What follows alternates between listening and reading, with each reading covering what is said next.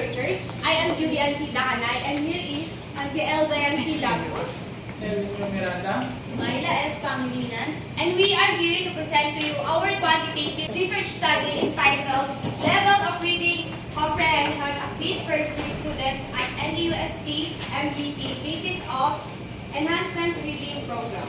I know that you were wondering why we deal with this study, and here is the answer. So real comprehension has to do with thinking, learning, and expanding a reader's knowledge and horizon.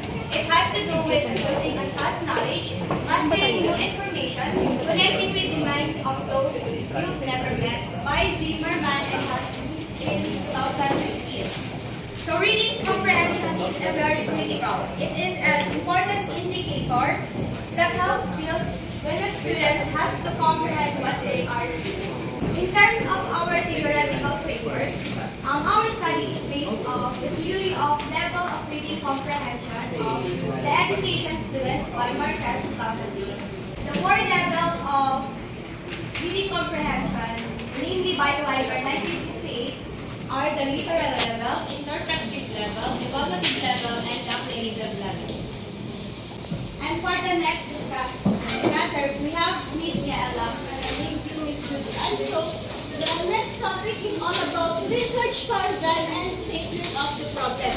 So, the research paradigm and statement of the problem need to align to each other. So first, the independent and dependent variable. So, the independent variable are the profile of the respondents. First is the age, second is the sex, third is the number of hours consumed in reading daily, and the next is dependent variables, which are the level of reading comprehension of big first year students in NUST MGT. So what are those levels of reading comprehension? So first is literal, second is interpretative, third is evaluative, and fourth is creative, or the highest level of in reading comprehension. So with that, we propose a program and strategies for students to enhance the level of reading comprehension entitled Enhancement Reading Program. Diagram and SOP, we see the relationship in each other. From independent to dependent, pinagtatangga po natin sila, and in our statement of the problem number 3, there is a significant relationship between the profile and the level of respondents, and mamaya matatakal din po natin yung result of this finding. And next is what are the proposed program and strategies for the student to enhance the level of reading comprehension. So, may nakalagay din po kami proposed program na i-choose ng mga respondents. Chapter 2, Review of Related Literature. So, paikliin na lang po natin. We conducted a 40 review of related literature, which are local and foreign study. So, those are a study where relevant and connected in our study. Berlesa et al. 2015 and Yanes Botello 2013, it is focused on higher education. There are students who are along with the proficient level despite reading instruction and strategies.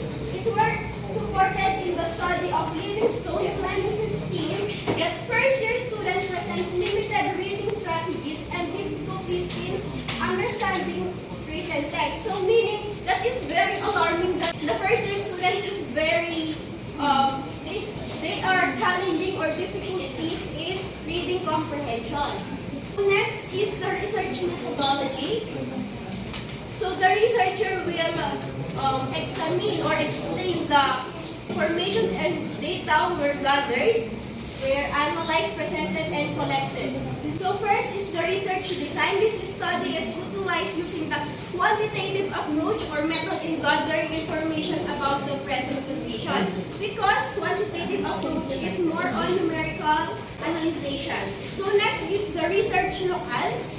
This is the study is conducted on NUST MGT, and also the respondents of the study is from Bachelor of Elementary Education, first year student of NUST, and And the samples and sampling procedure employs a sort of non-probability sampling in which researchers rely on their own judgment. Meaning to say, from 160 respondents, we rely on 115 with the use of non-probability sampling.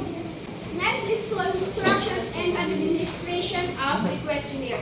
So we use a standardized reading selection in assessing the reading comprehension or the level of reading comprehension of the bid first student.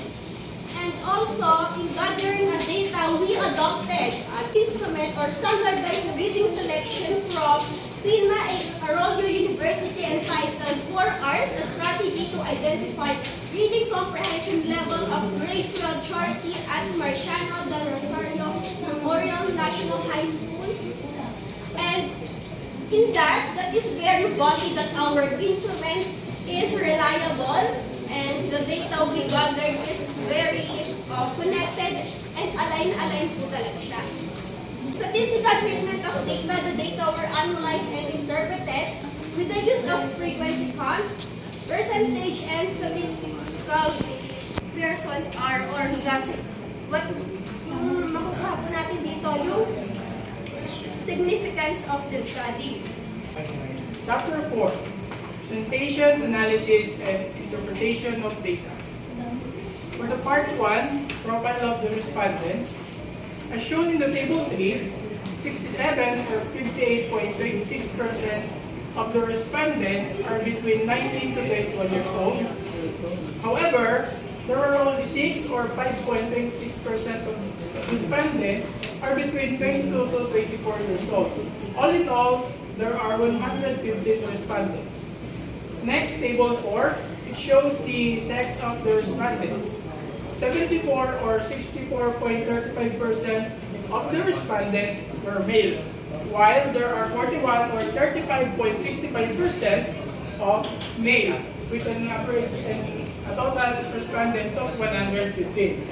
The next table 5, numbers of hours consumed in reading daily of the respondents.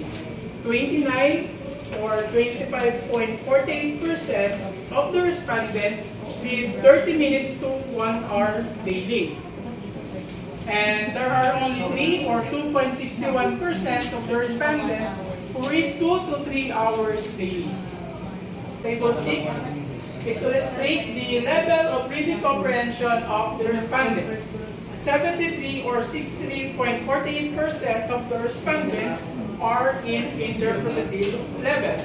And there are only 1 or 0.87% of the respondents are creative. The next, for part 3, it illustrates the person correlation results between the profile of the respondents and level of reading comprehension. Since all p-values are greater than 0.5, then there are no significant relationship between the profile and the level of the reading comprehension. It also implies that the age, sex, and numbers of hours consumed in reading daily are not related with the level of reading comprehension. For the part 4, table 8, the proposed program of the respondents. 99 or 21.29% of the respondents chose the program entitled Enhancement Reading Program. And for the table 9, the project proposal. And for our research title, the level of reading comprehension of mid-first year students of NUST MGT Basis for Enhancement Reading Program. The name of the project proposal is Enhancement Reading Program, and the beneficiaries are mid-first year students of NUST MGT. So we choose the proponents, the team leader, Marcel L. Merculio, along with James Erwin D. Calma, Angeline T. Ignacio, and Maylene F. De Guzman to complete the team members. And for our implementing unit, Nevesia University of Science and Technology, Talavera of Campus, Bachelor of Elementary Education Department. And for the collaborative units or agencies, we have NUST MGT, of course, and Reading Coordinator. the chapter 5, we have our summary and conclusion and recommendations. For the statement of the problem number 1, we have profile of the respondents. We described in terms of the age, sex, number of hours consumed in reading daily. For the summary, the age level with the highest frequency of 67 was within the age bracket of 19 to 21 years old. However, there were only 3 respondents within the age of 25 years old and above. And for the 1.2, the sex, the majority of the respondents consist of 74 out of 115 of first-year BA students are females, and 41 out of 115 are males. And for the number of hours consumed in reading daily, majority of the respondents read 30 minutes to 1 hour daily. That consists of 29 among 115 respondents and 3 among 115 respondents read 2 to 3 hours daily. And for the conclusion, the majority of the respondents were in the age bracket of 19 to 21 years old. And many of them were females, and most of the respondents consumed 30 minutes to 1 hour. And for the recommendation, based on the collected data and the profiles of the respondents, the researchers recommend that the school design a timetable headed by the faculty members for library hours to allow students to go to the library for at least 1.5 hours each day. Promote the annual National Book Library to encourage reading and literacy and arouse interest in reading good books that have a connection to their subject. In addition, parents should persuade their children to engage in constant reading both at home and in school to acquire the spirit of the reading habit. Okay, thank you. Group number 3.